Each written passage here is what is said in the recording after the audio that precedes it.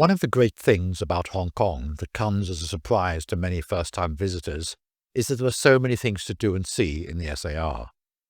The Hong Kong Tourist Board has for a long time done a sterling job of publishing leaflets and maps for tourists, and you can pick them up as you exit the baggage hall at Hong Kong Airport, as well as in touristy places such as Tsim Sha Tsui.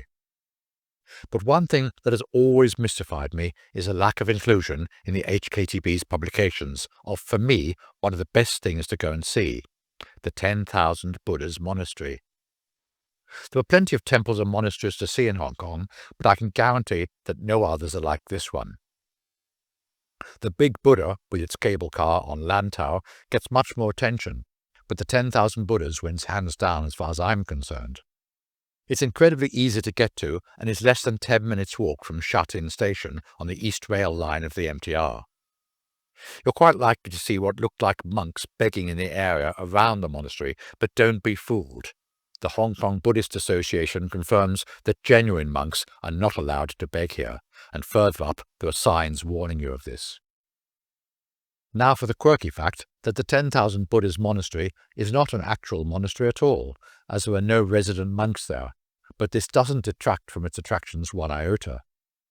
It was built by a devout Buddhist layman called Yuet Kai, who was born into a wealthy family in Kunming in southern China in 1878.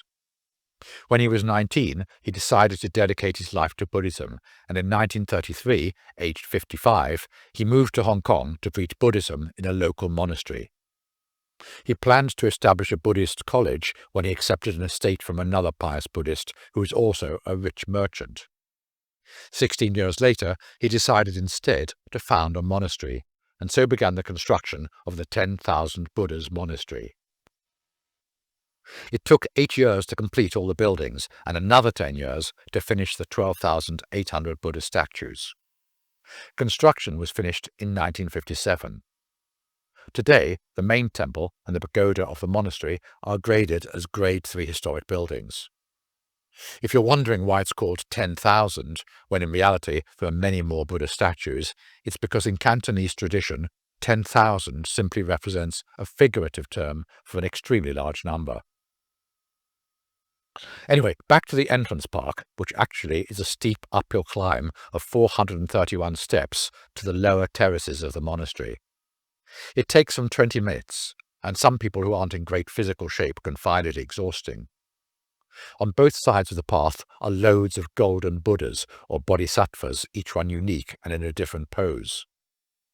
Don't be surprised if you see some really devout people kneeling down every 3 steps or so as they make their way up the hill. The Buddhas come in all shapes and sizes. Some are fat, some thin. Some are bald while others are hairy. Some hold musical instruments while others hold interesting objects, not all of which are easy to fathom out. Along the path, these 500 gold-painted plastic statues represent the experience of enlightenment known as Arhat statues. Each face is entertaining or insane depending on your viewpoint. There's even one which has small arms coming out of his eyes, which has to make it one of the weirdest in the whole complex.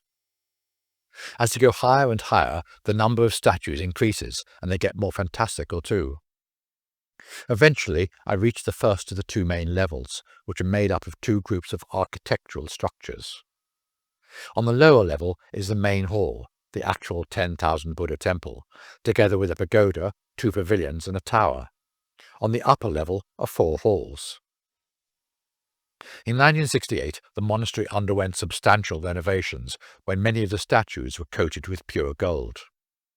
But almost 30 years later, some of the buildings were damaged by landslides, causing the site to be closed for over 2 years of reconstruction.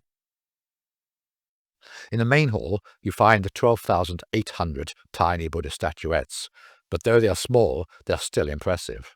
Again, each one is unique, and they were made by Shanghai craftsmen and donated by worshippers over the decades. Surrounding the entrance to this temple, yet more gold paint, this time covering the animals of the Chinese zodiac, such as a tiger, which represents your favorite podcaster's birth year, while a golden rat is meant to be auspicious for wealth-seeking believers. Between the main hall and the pagoda, you'll find 18 painted, life-sized luohan representing Buddha's most important students. On this plateau, apart from the temple, there's plenty more to see. Next to the hall is a vegetarian cafe, which many have commented on as being quite good, offering Cantonese snacks and tea, though it didn't appeal to me, I'm afraid. Apparently, it's open every day except Thursday. Filipino visitors seem to be picked out with discrimination by signs written only in Tagalog. Apparently, they have a reputation for using the temple grounds as a picnic spot, which the powers that be take a dim view of. There are also signs warning everyone not to feed the monkeys, since the shut-in area and its surrounding hills are known as the home of wild monkeys. I never got to see a monkey, though, apart from one of the gilded statuettes.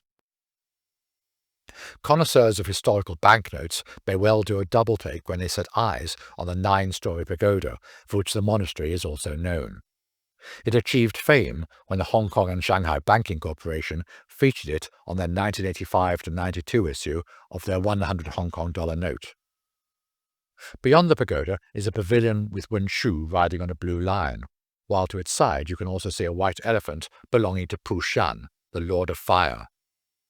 My favourite statue in the temple grounds, however, is one of Guan Yin with the 1,000 arms, given to her to let her reach out to those in need.